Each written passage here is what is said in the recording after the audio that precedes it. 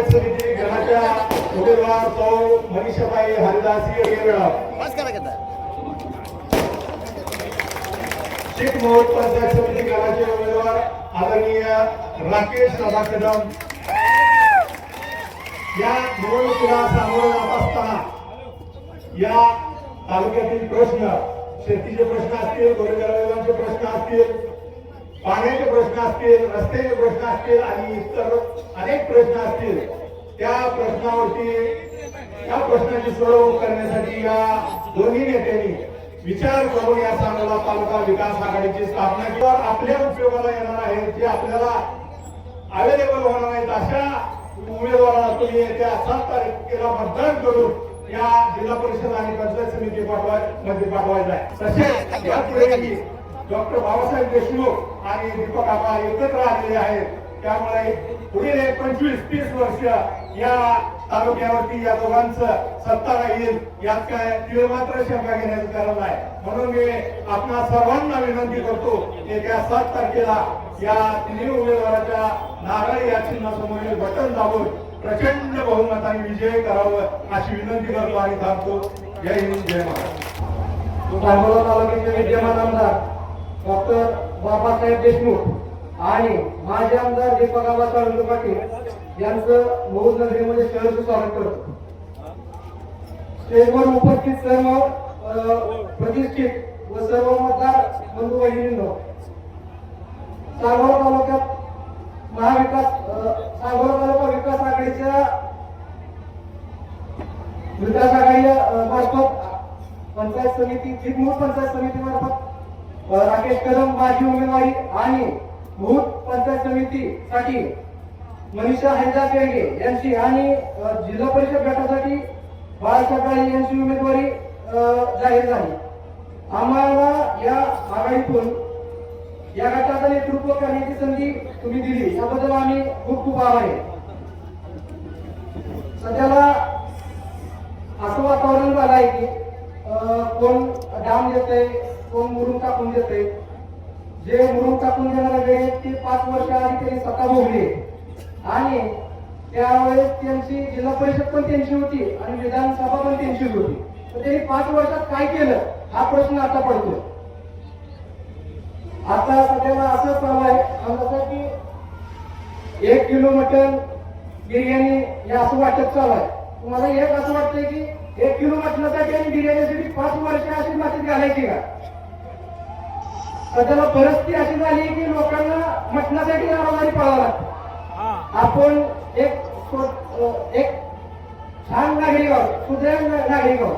आपण त्या कुठल्याही मुलीला किंवा कुठल्याही त्यांच्या ह्याला बळी न पडता आपण निष्ठावंत नागरिक आहोत. शेतकरी कामगार पक्षाचे आणि दीपक आबा गटाचे.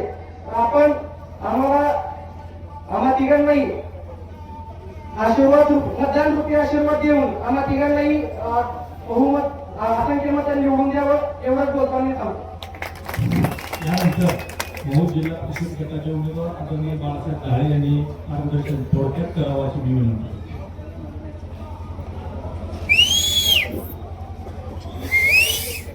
उद्याच्या 7 तारखेला जिल्हा परिषद आणि पंचायत समितीच्या निवडणुका होणार आहेत. शेतकरी कामगार पक्ष दीपक आबा गट, आरपीआय या गटाचे त्यांनी आपल्याला जाहीर पाठिंबा दिलेला आहे. अशा या सांगोला तालुका महाविकास आघाडीतून मी बाळासाहेब काळे जिल्हा परिषदेची निवडणूक लढवतोय. माझं चिन्ह नारळ आहे. मौज पंचायत समिती गणातून मनीषाताई हरिदास येळगे या निवडणूक लढवत आहेत. त्यांचेही चिन्ह नारळ आहे. चिकमोड पंचायत समिती गणातून राकेश रवींद्र कदम हे निवडणूक लढवत आहेत. त्यांचंही चिन्ह नारळ आहे. मी आपल्याला सर्वांना विनंती करणार आहे की आज आम्हा तिघांच्याही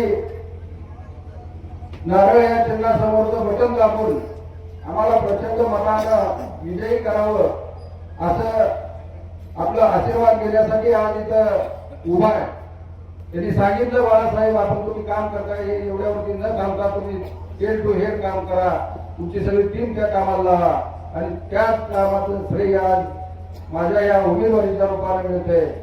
चटपळ पासून कामाला सुरुवात केली, त्यात आर्ट ऑफ लिव्हिंग, रयत शिक्षण संस्था, टाटा ट्रस्ट, मोहोळ ग्रामस्थ, मोहोळ गावामधील सर्व जी काही शिक्षक असतील, ग्रामसेवक असतील, जे जे कोण सर्व्हिसला जे बाहेर असतील त्या सर्वांनी मदत केली आणि त्या मदतीतून जे 42 किलोमीटरचं काम पूर्ण झालं आणि केंद्र सरकारने याची दखल घेतली आणि देशातला सर्वोत्कृष्ट राष्ट्रीय पुरस्कार ग्रामपंचायतीला माझ्या सरपंचाच्या काळामध्ये 2018 साली मिळाला. महिला बचत गटासाठी महिलांची मागणी वारंवार असायची की आम्हाला आमचा ग्रामसंघ आहे, लोटेवाडी पासून ते खिलारवाडी पर्यंत आपला जो हा मोहोळ गट आहे तो एक ग्रामसंघ महिला बचत गटाचा ग्रामसंघ आहे. त्यांनी सांगितलं आम्हाला मोहोळ हे मेन मुख्य गाव आहे आणि इथं आम्हाला ऑफिस नाही किंवा बसण्या उठण्याची आमची सोय नाही, आम्ही कुठं बसायचं. निश्चितपणानं महिलांचा एक त्या मागणीचा विचार करून आपल्या जुन्या चौकीच्या तिथं महिला सभागृह आमदार फंडातून घेतलं आणि वरती त्याच्यावरती ग्रामपंचायतच्या फंडातून आणि एक चांगलं असं महिला बचत गटासाठी कार्यालय बांधून दिलं. तर निश्चितपणाने याही समस्या सोडवलेल्या आहेत. ग्रामपंचायतचं कार्यालय कसं असावं त्या पद्धतीने ग्रामपंचायत सुसज्ज असं कार्यालय उभं केलं. गावच्या विकासामध्ये कुठेही कमी पडलो नाही, कारण निश्चितपणाने जी जबाबदारी तुम्ही दिली होती ती जबाबदारी प्रामाणिकपणाने पार पाडली. आता या पुढची जबाबदारी मी आज तुम्हाला आशीर्वाद मागतोय. आम्हा तिघांनाही जिल्हा परिषदेमध्ये आणि पंचायत समितीमध्ये काम करण्याची संधी द्या.